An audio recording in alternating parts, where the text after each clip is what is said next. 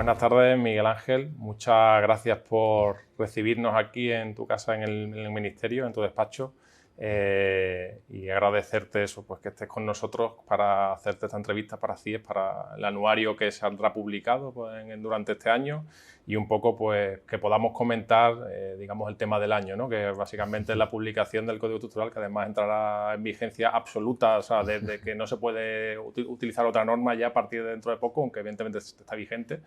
Pero todavía hay algunos proyectos que están ahí en manos, pero ya el 10 de noviembre de 2022 sabemos que tenemos ya sí o sí, no hay otro camino, ¿no? Y agradecerte en primer lugar que nos hayas recibido. Para presentarte también un poco, aunque me matizas si me corriges si hay alguna cuestión, Miguel Ángel, primero eres doctor ingeniero de caminos y actualmente eres el presidente por sustitución de la Comisión Permanente del Hormigón y del Acero. Y durante la publicación de la norma fuiste secretario de la Comisión Permanente del Hormigón y del Acero, ¿no? Y aparte de tu puesto en el Ministerio, de subdirector general de Publicaciones y Normativa. Normativa y Estudios Técnicos. Normativa y Estudios Técnicos. Pues eso, o sea, un poco por situar a quien no te conozca, aunque yo creo que eres de sobra conocido por todo el sector. Como hemos dicho, lo que venimos a hablar sobre todo es un poco del tema que yo creo que llevarás hablando últimamente, gastando tu saliva y tu energía durante mucho tiempo y bueno, pues nosotros no queremos ser menos y también un poco por preguntarte, ¿no? Ya como hemos dicho, va a entrar o ha entrado en vigor y ya además plenamente vigor porque no podrá ser sustituida, pero un poco queremos también que no... una norma que ha sido un poco tan polémica, no digamos, en cómo se ha tratado, sino en el hecho de las diferentes sensibilidades que ha ocurrido, pues conocerla de primera mano, ¿no? Y conocer un poco cuándo se empieza a gestar esta normativa y un poco, pues, bueno, cómo ha llegado a día de hoy, ¿no? Porque yo creo que es interesante que también por parte de alguien que ha estado presente nos pueda contar, ¿no? Sí, ha sido realmente un proceso muy largo, muy largo. Las comisiones, todos en reunión conjunta, acordaron tratar un código estructural en 2011, en una reunión en enero de 2011. Pero no empezaron a trabajar realmente a lanzar el código estructural hasta junio de 2013. ¿Vale? En 2011 se planteó la posibilidad de un nuevo código estructural que derogase la H08 de la EAE, según se terminó de aprobar la EAE, y en 2013 se formó el grupo de trabajo para empezar a elaborar ese documento. ¿Vale? Para ese grupo de trabajo, previamente hemos hecho un borrador de normas, o sea, que empezamos a trabajar antes. Pero el 2013 realmente es el punto de partida de los grupos de trabajo. Se formaron 10 grupos de trabajo en el que invitamos a más de 140 expertos de todos los ámbitos del sector de la construcción para ayudarnos a redactar ese código estructural. ¿Vale? Y estuvimos trabajando esos 10 grupos de trabajo 2 o 3 años. ¿Vale? Y luego ya empezamos lo que es la apertura al resto del sector de la construcción en 2017. En diciembre de 2017 lanzamos la consulta pública previa. ¿Vale? El primer semestre de 2018 abrimos ese grupo de trabajo a asociaciones fundamentales más importantes para que viese el documento y nos hiciese más comentarios para mejorar el documento, porque siempre creímos que cuantas más gente nos aportase cosas, mejor iba a salir el documento técnicamente. Quisimos escuchar a todos. Y ya en mayo de 2018 lo mandamos a información pública oficial, que ya se abrió absolutamente a todo el sector de la construcción. ¿Vale? Y a partir de ahí siguió la tramitación administrativa. ¿Vale? En 2019 se envió a Europa, a la Información Pública Europea, y cuando se tenía que haber aprobado, pues llegó la pandemia. Claro, sí, bueno, eso lo hemos sufrido todo. Además, todos estábamos que hemos visto los borradores, parecía que iba a salir y de repente no sale hasta... Además, incluso justo antes de la pandemia, tuvimos el problema de que un gobierno en funciones no podía aprobarlo. Lo teníamos para aprobar por un gobierno en funciones, pero pedimos un dictamen al Consejo de Estado y el Consejo de Estado dijo que un gobierno en funciones no podía aprobarlo. Con lo cual se retrasó hasta que se formase gobierno, se formó gobierno y salió la pandemia. Salimos de la pandemia más o menos y había presupuesto general del Estado. Tenía que arrancar la administración, incluso el gobierno, porque justo entró el gobierno con la pandemia, que fue un lapsus. Y ha sido finalmente en junio de 2021 cuando por fin se consiguió aprobar. ¿Vale? Pero ha sido un proceso muy largo por los trámites administrativos, por las circunstancias sanitarias, políticas y todo, pero también porque quisimos escuchar a todo el mundo. Y cuando aporta a todo el mundo, pues el proceso es más lento, ¿no? Es más fácil hacer nosotros lo que queramos y salir un documento rápidamente, pero si quieres escuchar a todo el mundo y poner de acuerdo a todo el mundo, necesitas consensuar y hablar con todos. Ahí dentro de esa escucha a todo el mundo, Miguel Ángel, también todos lo escuchamos y es una de las comidillas habituales de esta normativa, ¿no? Es la disputa, entre comillas, ¿no? De decir, se aplican eurocódigos, estamos copiando, están los anejos nacionales, que ocurre un poco, ya casi que vamos madurando más el documento porque, digamos, desde que salió en una versión en el BOE muy árida, muy compleja de leer, de asumir, hasta conocer la estructura y demás, ya poco a poco, evidentemente, ha habido mucho más tiempo, ¿no? Ya estamos ahora mismo en julio, pues ya hemos tenido prácticamente un año, ¿no? Desde que la norma está publicada en el BOE. Todos vamos conociendo más, ¿no? Pero ha habido mucha polémica, incluso durante la tramitación, después de la tramitación, y un poco cuál es el sentir, ¿no? ¿Cuál ha sido lo que se ha querido hacer desde el Ministerio, a la vez de escuchar a todas las partes intervinientes? ¿Cuál es un poco con respecto a los eurocódigos, ¿no? Que es una de las cuestiones que yo creo que es bastante, esclarecedora cuando se escucha, ¿no? Sí. Yo tengo que considerar que desde la primera decisión de 2011, cuando se acuerda que vamos a hacer un código estructural, ya acuerdan las comisiones que el método de cálculo van a ser los sobrecódigos. Es decir, la apuesta decidida de las comisiones es que el método de cálculo de estructuras en España va a ser los sobrecódigos. Las estructuras de hormigón acero mixtas, que es una de las competencias de las comisiones. Y eso es lo que hacemos. O sea, desde el primer momento queremos que el método de cálculo sean los sobrecódigos.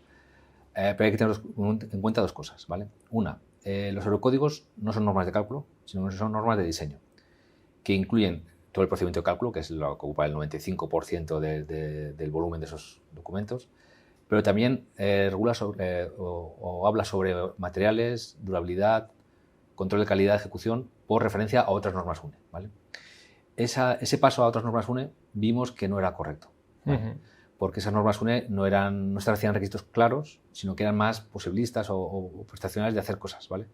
Y nosotros queríamos establecer requisitos. Entonces, el acuerdo de las comisiones entonces fue el cálculo va a ser los sobrecódigos, el resto no van a ser los sobrecódigos, ¿vale? Y lo que hemos hecho, hay un capítulo de materiales, durabilidad, etcétera, porque creemos que la experiencia española y lo que vamos a aportar era mucho más correcto y más completo que lo que establecían las normas UNE, ¿vale? En la parte de cálculo queda la discusión que se hace por remisión o se hace como hemos hecho, que ha sido incluir el contenido, ¿vale? ¿Qué nos hemos encontrado? Con un marco legal en España, ¿vale? Que es lo que nos dice también el Consejo de Estado en el dictamen que le pedimos. Resulta que en España hay un marco, que hay una reglamentación que es la nuestra, H08 ahora Código Estructural, hay una norma máximo resistente, que tenemos un Real Decreto, hay un Código Técnico de Edificación, hay una instrucción de acciones en puente de carretera, una instrucción de acciones en puente de ferrocarril, que son leyes, entre comillas, son reglamentos, ¿vale? Reglamentos técnicos, que hay que respetar. Nosotros en nuestras comisiones tenemos un ámbito, que es este, pero nosotros no podemos regular sobre sismo, sobre acciones en edificación, etcétera, ¿vale? Entonces, para no hacerlo así, tenemos que incluir el contenido, pues si hacemos por remisión, el Eurocódigo se remite al Eurocódigo 1, al Eurocódigo 8, y ya estás regulando sobre sismo y demás. Y eso no podemos hacerlo, ¿vale? Por el marco legal, por no tener dos reglamentaciones duplicadas, contradictorias, etcétera. Entonces, ¿qué nos dice el dictamen del Consejo de Estado? Céntrate en lo tuyo, en tu ámbito de aplicación, ¿vale? Y lo que hemos hecho, en vez de remitir a esos Eurocódigos que no podemos tocarlos, hemos incluido el contenido, ¿vale? Y cuando el contenido se iba del ámbito, pues lo matizamos. Por ejemplo, cuando el Eurocódigo 2 decía que para sismo había que utilizar el Eurocódigo 8, nosotros decimos, bueno, pues cuando hay sismo hay que usar la norma máximo resistente, que es la reglamentación en España en vigor para considerar el sismo, ¿vale? ¿Que esa norma máximo resistente es el Eurocódigo 8? Pues mil sobre hojuelas, no nos importa, ¿vale? Pero lo que sí queríamos hacer es un marco coherente para que no hubiera duplicidades, líos y demás, ¿vale? Y eso nos ha cortado un poco, es cierto.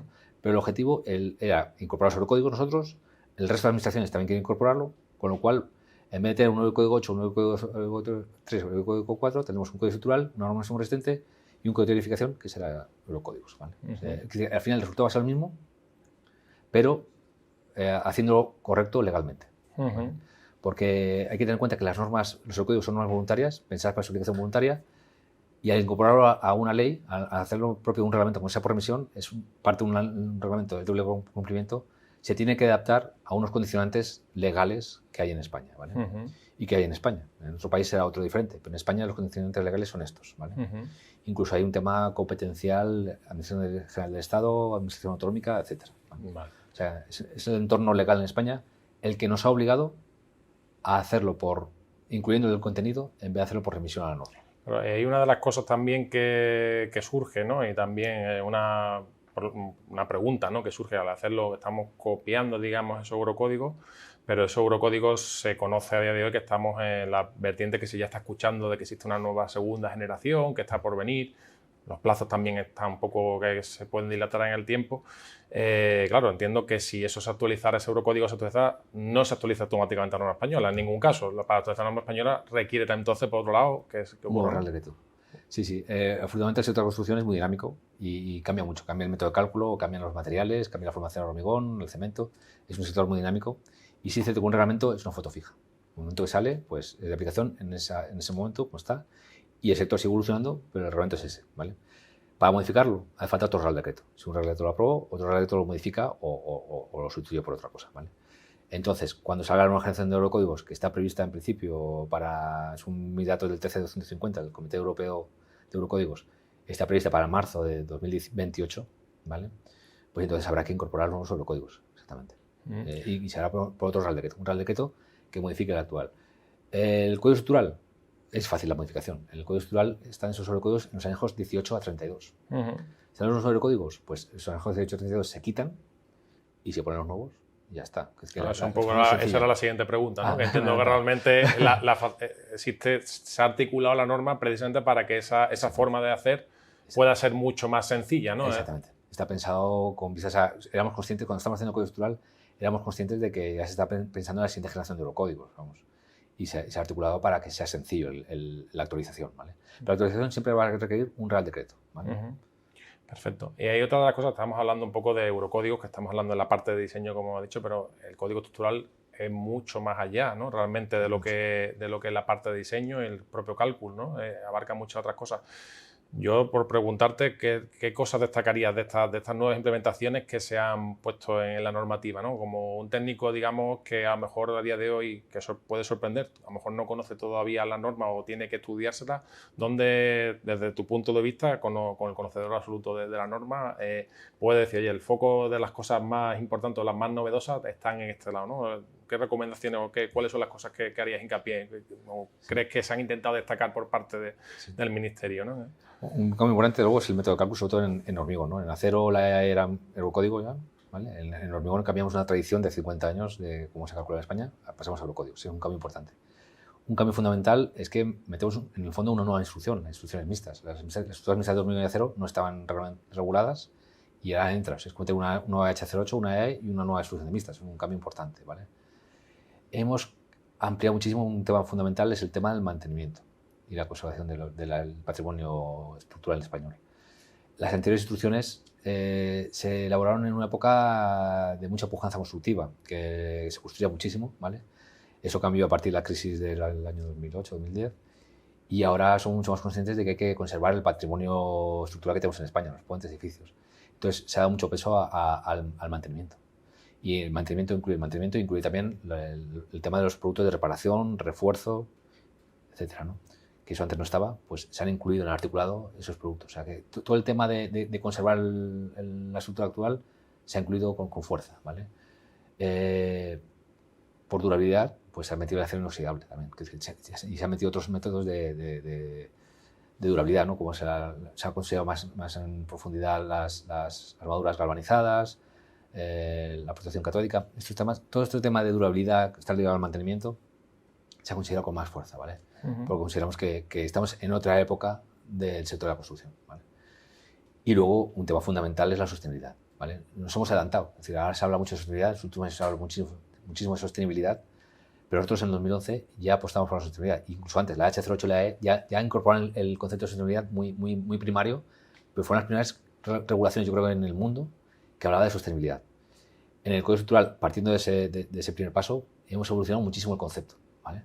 Y es una sostenibilidad no solo económica, sino también social, y no solo medioambiental, sino social y económica, ¿vale? Porque son las tres patas que están en los objetivos de desarrollo sostenible, etc. Siempre se habla mucho hoy día de sostenibilidad medioambiental, pero también hay que tener en cuenta la sostenibilidad económica y la social, que es el futuro, es lo que está hablando la ONU actualmente. Y es un concepto fundamental, que yo creo que son como hitos en la historia del sector de la construcción. En tiempos hacíamos regulaciones para que no se caigan las estructuras, ¿vale? Ha mejorado muchísimo la calidad, ¿vale? Y ahí yo creo que problemas de calidad no debe haber. Luego entró el tema del impacto ambiental, ¿vale? Y ahora el siguiente paso es la sostenibilidad. Es un concepto tan fundamental como que no se caiga el edificio, ¿vale? Yo creo que es un tema de futuro que nosotros nos hemos adelantado, porque ahora se habla mucho, pero cuando empezamos no se hablaba tanto, y que yo creo que es el futuro del sector de la construcción, ¿vale? Y dicho eso, aparte de todo eso como fundamental, evidentemente la H08 y la E las hemos masticado y hemos ido párrafo por párrafo viendo qué se podía mejorar de su aplicación, que nos decían que estaba mal o que era mejorable, que había que poner de forma más estricta o que había que dejar más suave porque no era necesario. O sea, ha habido una labor de las anteriores instrucciones, la H08 y la E, trabajarlas párrafo por párrafo para actualizarlas a la realidad del sector, a 2020. ¿Vale? De hecho, ligado con los conceptos de sostenibilidad y un poco también de rehabilitación o reutilización de edificios, mantenimiento de edificios, al fin y al cabo, ¿no? O sea, poder mantener las estructuras, mantener el edificio, poder rehabilitarlo, yo creo que es una de las cosas que quizás son las más novedosas, eso, el concepto de la vida de mantenimiento, ¿no? de los productos de reparación, de rehabilitación, bueno, yo creo que es una labor importante. Lo único que también hemos visto al analizar la norma, toda esta parte se está incorporando, es un gran avance, todavía como carácter voluntario, ¿no? En el sentido que quizás eso yo creo que es una de las cuestiones que incluso a lo mejor la gente se pregunta, pero creo que quizás es un paso necesario, ¿no? Todavía estamos aprendiendo muchas de estas cuestiones, ¿no? Un poco la pregunta es por qué se ha incorporado mucho, pero todavía como carácter voluntario. Es una pregunta también. No tan voluntario, sostenibilidad es voluntaria, pero el mantenimiento se han puesto en las restricciones, porque, por ejemplo, en las anteriores instrucciones había que hacer un plan de mantenimiento en proyecto. Ahora se obliga a que además del plan de mantenimiento en proyecto... Me refería, perdón, a la sostenibilidad. Vale. A la sostenibilidad, no al mantenimiento. He mezclado, digamos, los conceptos, porque al fin y al cabo yo entiendo la sostenibilidad también como un concepto de que la edificación tiene que ser perdurable, hay que mantenerla, hay que tener la rehabilitación de los edificios que también está en boga, y todo se une, ¿no? Un poco con el concepto. Pero al final el concepto de sostenibilidad es el que, digamos, que es voluntario todavía a día de hoy, ¿no? Es voluntario porque damos un salto bastante al vacío. Y no sabemos cómo se va a poder implantar, porque partimos realmente de que todos los agentes quieren ir por la sostenibilidad. Entonces, no podemos hacerla obligatoria si a lo mejor algún sector se descuelga y hace que sea no sostenible toda la estructura. Es decir, imagínate que el sector del acero quiere ser sostenible, pero el sector del prefabricado de hormigón, que no es el caso, no quisiera. Y entonces el modelo, que es la suma de todos los agentes, a lo mejor lo hace no sostenible la estructura porque un agente no quiere participar, ¿vale? Entonces queremos lanzarlo de forma voluntaria para que todos nos entrase el concepto de sostenibilidad y quisiéramos ir por ahí en vez de obligar, porque si obligas se busca la... No sé, yo en ese sentido creo que también estoy de acuerdo, porque incluso los parámetros de medición, no sé si al final tampoco hemos tenido mucho tiempo para poder ver y ponderar esos pesos, ¿no? De que se están dando a todos estos elementos, ¿no? Que quizá también también cómo se ha ido pariendo todo eso, ha nacido ese concepto, pues quizás mejor por el camino aprendemos también otras disposiciones, ¿no? Que yo creo que... Es un modelo cuantitativo porque te dice sostenibilidad te da un valor, un número, pero sí es cierto que está basado en muchos parámetros subjetivos, ¿vale? Y entonces, sabiendo que son subjetivos, no queríamos hacerlo obligatorio, porque eso se puede probar mucho. Sobre todo queríamos incorporar el concepto, que se extendiese por todo el sector, que todos participasen, todos los agentes, constructores, proyectistas y fabricantes de productos, y la propiedad, porque al final es voluntario para la propiedad. Pues si la propiedad dice que sea sostenible la estructura, va a ser sostenible. O sea, es un modelo voluntario solo para la propiedad.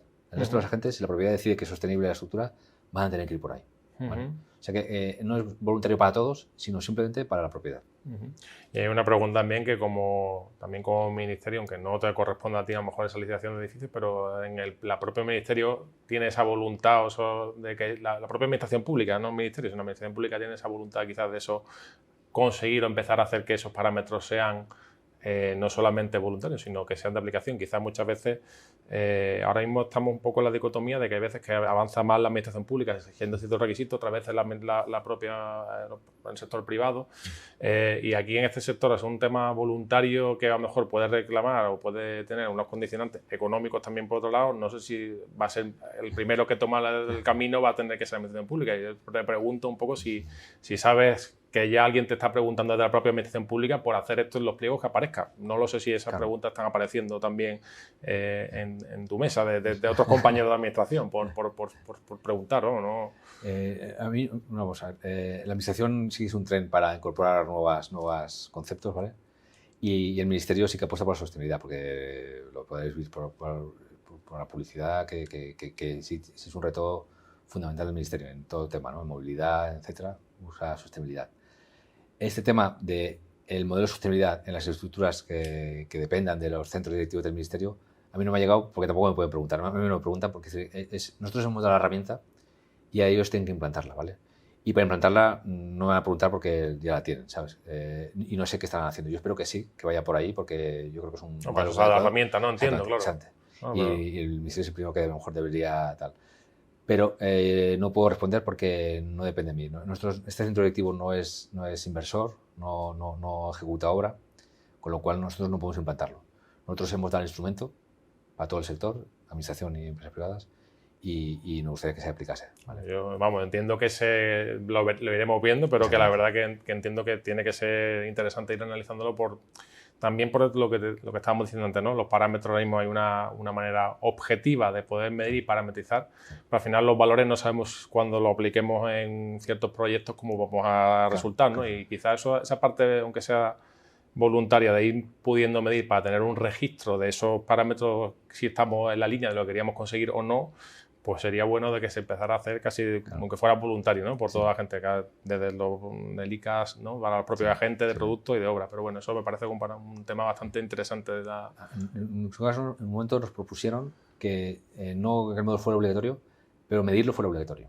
Es otra posibilidad, ¿no? No que tu estructura sea sostenible, pero que toda estructura tuviera que medir su ICES, ¿vale? Pero no quisimos meter ninguna obligación, que fuera algo más voluntario y que la gente se acercase no como una obligación, sino como una visión de futuro, porque yo creo que va por ahí el futuro en España y en Europa. Vamos. Perfecto. Hay otras cuestiones, ¿no? También, como hemos dicho, un tema de mantenimiento de los productos nuevos. También hay algunas cosas que quizás quedaban, como has dicho, difusas entre algunos parámetros, entre algunas formas de redactar la norma, ¿no? Y que aquí aclaran, en concreto, uno de los que he comentado anteriormente contigo antes de la entrevista ha sido, bueno, pues alguno de la parte de ejecución, ¿no? El tema de apuntalados, cimbras, ¿no? Que, por ejemplo, se aclara la responsabilidad que queda difusa, ¿no? Y entiendo que esas son las cuestiones que habéis dicho que vais a intentar ir párrafo a párrafo, ¿no? En el sentido de poder, porque al final quedan en unos limbos, ¿no? Que no se sabe y al final uno por otro, pues puede quedar la casa sin barrer, ¿no? En ciertas ocasiones, ¿no? Y yo creo que claro. Ahí estaban colegios profesionales que llevan direcciones de obra, había autoridades autonómicas que también llevan temas de edificación y entonces nos plantearon sus problemas de su día a día y que había que aclarar en el código con estas cuestiones, ¿no?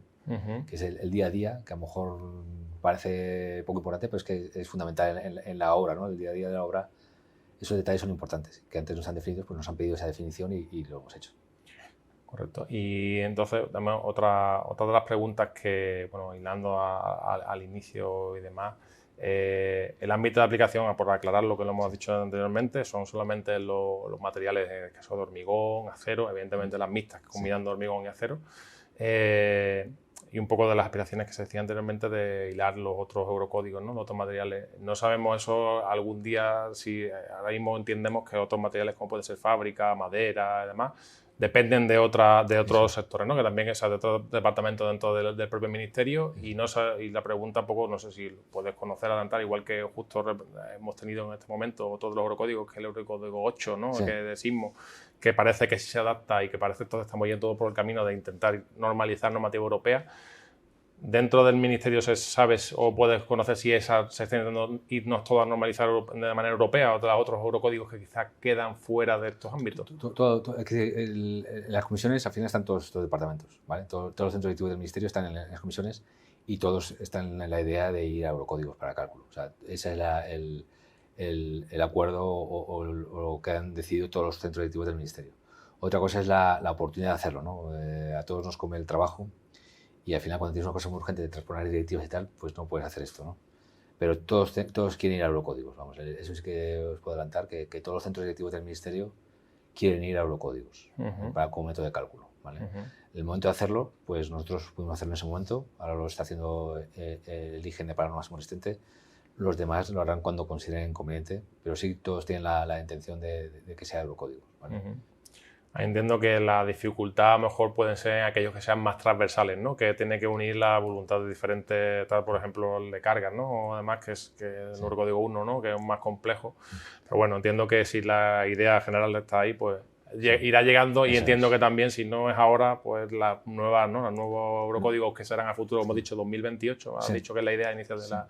pues bueno, entiendo que por ahí era el camino, ¿no? A ver, también... Yo creo que en 2028 ya con la nueva generación de los códigos yo creo que ya tienen que estarán todos implantados porque es la evolución del sector de ir hacia allí. Es decir, el método de cálculo está muy consolidado y no tiene sentido ir por otro lado. Yo creo que hay que aprovechar la buena normativa que se ha generado en un comité, en el CEN, ¿no? En el Comité Europeo de Normalización. Y si hay un buen instrumento, pues ¿para qué no vamos a desecharlo? Yo creo que hay que aprovecharlo. Perfecto. Y hay otra cuestión más respecto en concreto del tema eurocódigo, porque he querido también, digamos, empezar otra vez a ver las partes fundamentales, pero como es una de las partes de debate muy, muy habitual, ¿no? Y es que realmente la norma no indica que no se puedan tampoco usar como alternativa de cálculo, ¿no? Y un poco quería también que de parte del Ministerio pudieran explicarnos esos articulados que inicialmente en las disposiciones y los artículos que a veces quedan dudas, ¿no? Y tal, pues que creo que es interesante pues tener el conocimiento de que podamos hacer ese uso, ¿no? También, que creo que es relevante. Sí, yo siempre digo que el primer capítulo, que es administrativo, es el que nadie se lee porque no viene ninguna prescripción de cómo debe ser nada. Pero es el fundamental, porque es el que dice cómo es el código estructural. Y el artículo 3 en concreto lo que te dice es que la estructura tiene que ser segura y ya está, ¿vale? Entonces, para que sea segura, desarrollamos todo el código estructural, todos los capítulos y tal, definiendo los materiales, durabilidad y cálculo, ¿vale? En ese cálculo hemos colocado los sobrecódigos. Pero para que quede más claro que en el método de cálculo son los sobrecódigos, hemos puesto un apartado 3b que dice que para calcular la estructura puede usar los eurocódigos directamente. Los eurocódigos 2, 3 y 4. Los 15 eurocódigos que vienen ahí referenciados, no todos, son los 15 eurocódigos de nuestro ámbito, ¿vale? Con el anejo nacional que hay que publicar y que hemos aprobado las comisiones. Estará publicado desde julio. ¿Vale? Y esos anejos nacionales publicados en la página web de las comisiones, con esos eurocódigos, esos 15 eurocódigos, es exactamente igual que los anejos 18 y 32 del código estructural. O sea que el procedimiento de cálculo son los eurocódigos, puedes coger el código estructural anejo 1832 o puedes coger directamente los 15 eurocódigos referenciados con su anejo nacional y es el método de cálculo exactamente igual que el otro. Y está totalmente avalado por el Estado, ¿vale? O sea que para que quede claro que el método de cálculo de los eurocódigos, hemos puesto ese apartado 3b que dice usa los eurocódigos para cálculo con su anejo nacional y es perfectamente válido para calcular las estructuras. Solo como hemos dicho antes, que cualquier referencia que se hace a eurocódigo a cosas que no son en ese ámbito, se hace la referencia al reglamento español que corresponda en ese aspecto. Porque ese apartado 3b es tan reglamentario como el 3a y entonces estamos igual en nuestro marco reglamentario y si hay un reglamento en España, pues nosotros no tenemos competencias para solaparnos sobre él. Hacemos referencia, existe un marco reglamentario alrededor nuestro y nos referimos a él, que sea el que sea. Que el código 8, la norma máximo resistente es el código 8, pues perfecto. Pero nos referimos no al código 8, sino a la norma máximo resistente. ¿Vale?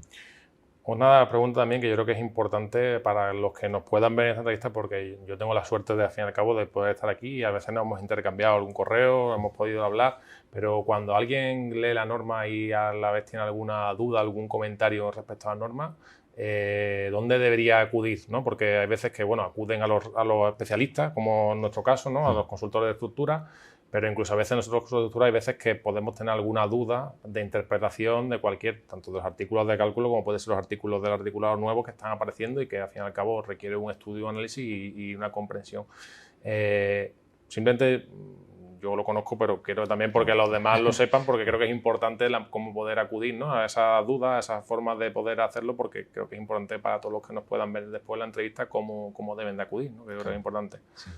En la página web del Ministerio de Fomento, Ministerio de Transportes, que es el anterior Ministerio de Transportes, Movilidad y Agenda Urbana, hay una página web para la Comisión Permanente de Hormigón y otra para la Comisión Permanente de Estructura de Acero, ¿vale? Entrando en la Comisión Permanente de Hormigón, hay un buzón, ahí hay para pinchar un buzón y hacer la consulta, ¿vale?